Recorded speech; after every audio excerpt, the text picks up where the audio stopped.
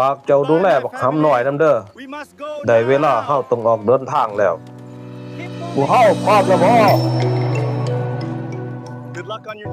ขอให้โชคดีมีไส้กลับมาเด้อหลังจากขบวนงัวควายของนายห้อยเค้นออกเดินทางจากบ้านท่าคอหน่อยจังหวัดสกลนคร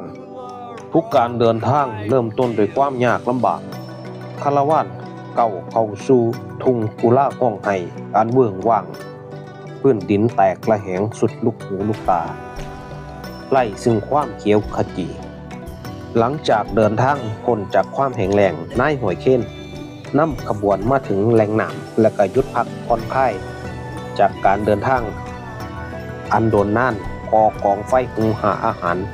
เสียงแค้นเพลง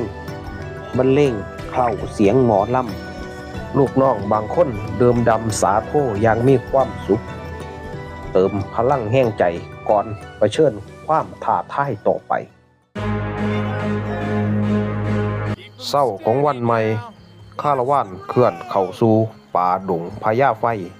พื้นป่าอาถรรพ์ขนาดใหญ่ที่เล่าขานกันว่าเต็มไปด้วยภัยอันตรายสัตว์ร้ายและสิ่งลี้ลับพวกเขาก็ย่อมต้องระวังทุกฝีก้าว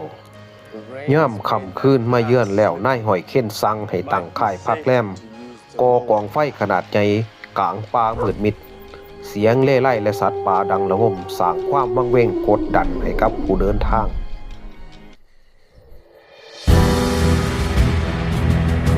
และแล้วสิ่งที่บอกขาดฝันก็เกิดขึ้นผีป่าดงพญาไฟล่างมหึมาปรากฏขึ้นจากความมืดมิด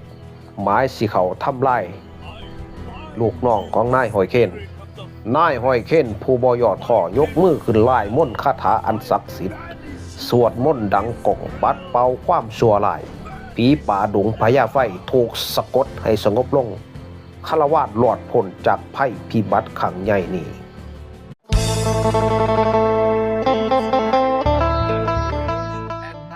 ในที่สุด